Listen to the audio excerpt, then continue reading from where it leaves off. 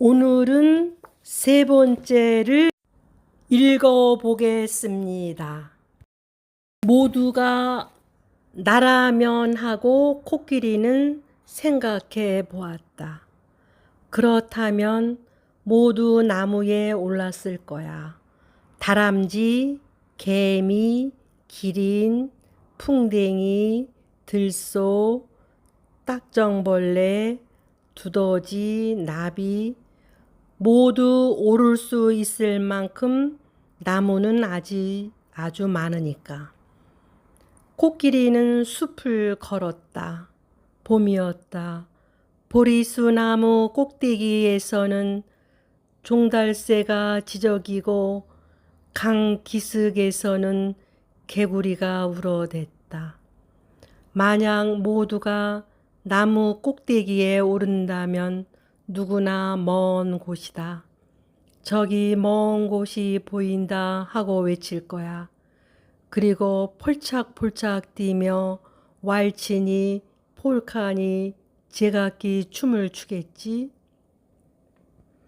모두 행복에 넘쳐 피루엣을 하거나 제주넘기를 하고 해가 진 뒤에는 수백 아니 수천의 동물이 동시에 나무 꼭대기에서 춤을 출지도 몰라. 코끼리는 잠시 생각을 멈추고 너도 밤나무에 등을 기댄 채 이끼 뒤 위에 앉았다. 깊은 한숨을 내쉬고 잠시 후 다시 생각에 잠겼다. 만약 나만 떨어지는 거라면 나 말고는 다들 기어서 내려가거나 날아가거나 굴러서 내려가거나 둥둥 떠내려 간다면. 코끼리는 입술을 깨물고 코를 목 뒤로 넘긴 뒤 눈을 꾹 감았다. 인생이 불공평하다는 생각이 들었다. 아니, 어쩌면 공평한지도 모른다. 어쩌면 너무 공평해서 코끼리만 넘어지고 다른 이들은 아무도 넘어지지 않는 것인지도 모른다. 어쩌면 그것이 이 세상 모든 것 사이에 존재하는 가장 공평한 일인지도 모른다.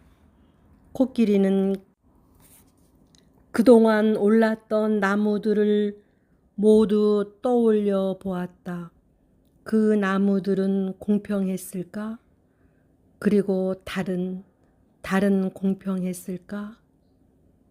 그런데 공평하다는 게 과연 어떤 걸까? 해가 지고 달이 떠오르며 한밤중이 되었다.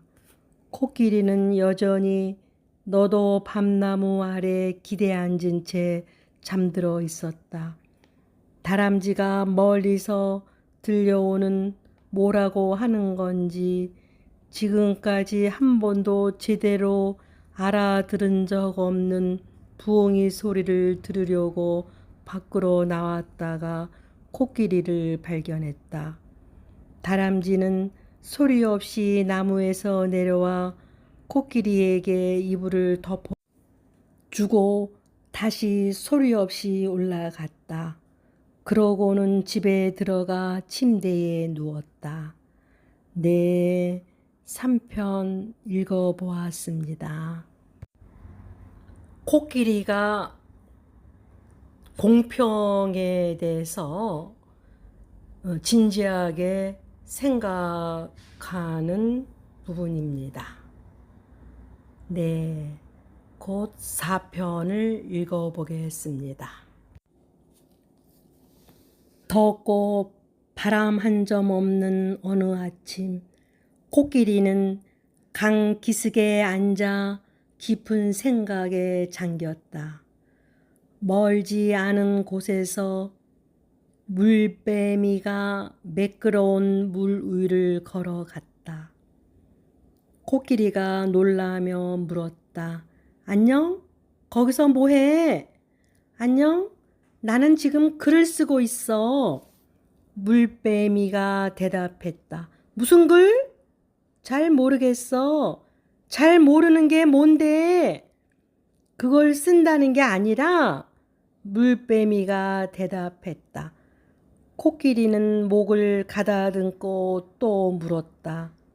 네가 나라면 너는 어떻게 하겠니?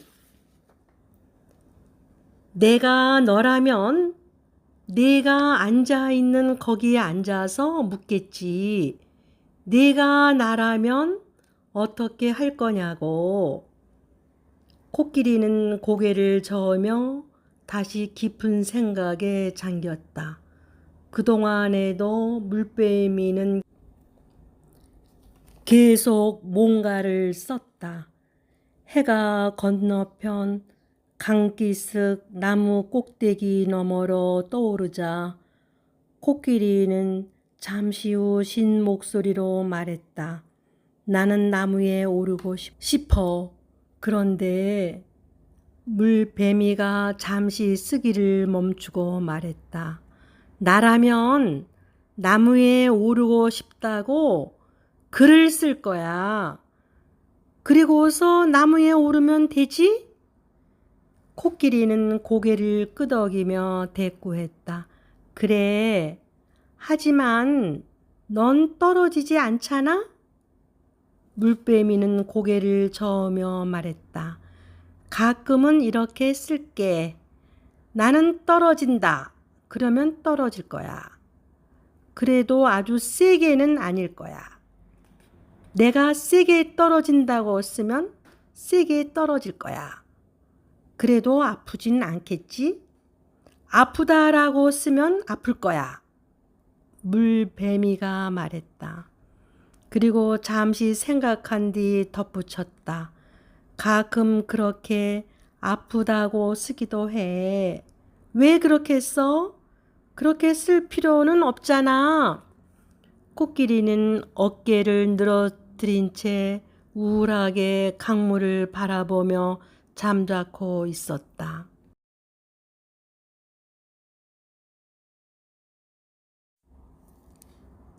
해는 푸른 하늘 위로 더 높이 솟았고 멀리 참나무 꼭대기에서 종달새가 노래했다. 이제 나는 피곤하다고 쓸 거야. 물뱀이가 잠시 후 말했다. 그러면 너는 피곤해져. 코끼리가 물었다. 내가 그렇게 쓰면 그렇지. 코끼리는 다시 입을 다물었다. 잠시 후 물뱀이가 말했다. 이제 나는 잠을 잔다고 쓸 거야. 그러지 마! 코끼리가 말했다. 그러나 물뱀이는 물 위에서 날개를 접어 포갠 뒤 가만히 누웠다. 코끼리는 일어나 물 쪽으로 몸을 굽혀 물뱀이가 써놓은 글을 읽었다. 나는 잠을 잔다. 물뱀이는 느리고 규칙적으로 숨을 쉬었다. 코끼리는 한동안 물뱀이를 바라보았다. 물뱀이는 잠에서 깰 때 나는 일어난다고 쓰겠지? 하지만 그러려면 이미 일어나 있어야 하지 않나? 코끼리 이마에 굵게 주름이 잡혔다. 그리고 생각했다.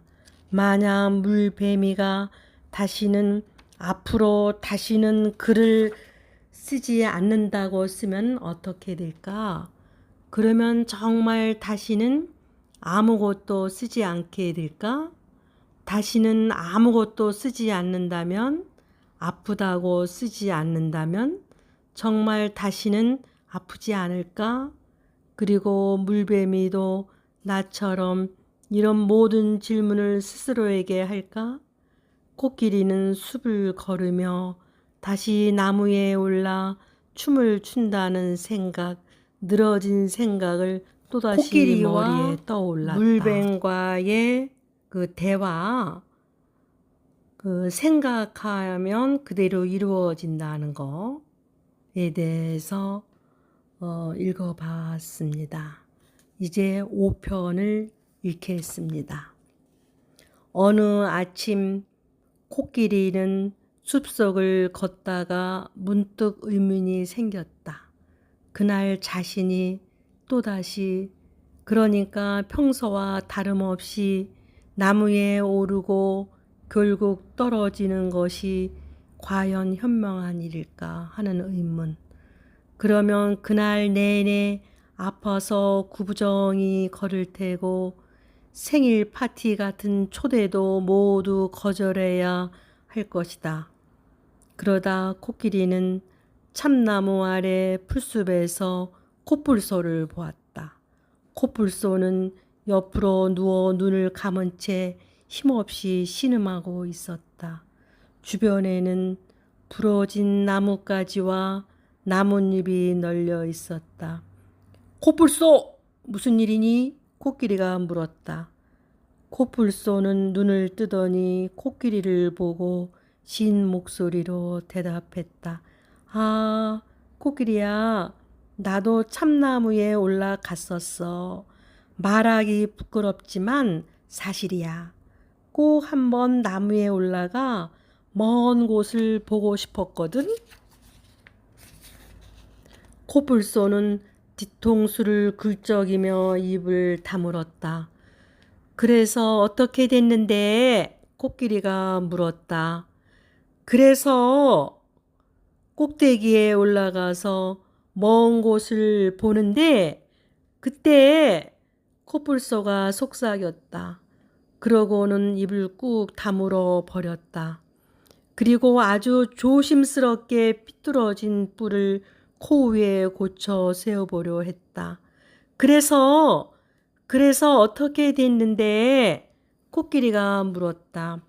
코끼리, 너는 믿지 않겠지만 왜 그런 마음이 들었는지 너무 기뻐서 막 춤을 추고 싶어지더라.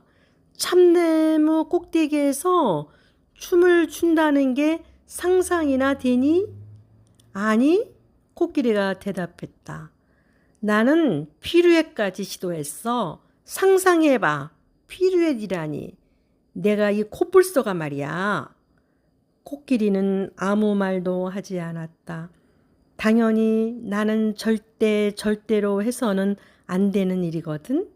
그렇지, 코끼리가 대꾸했다. 절대로 춤을 출 수가 없어. 그렇고 말고.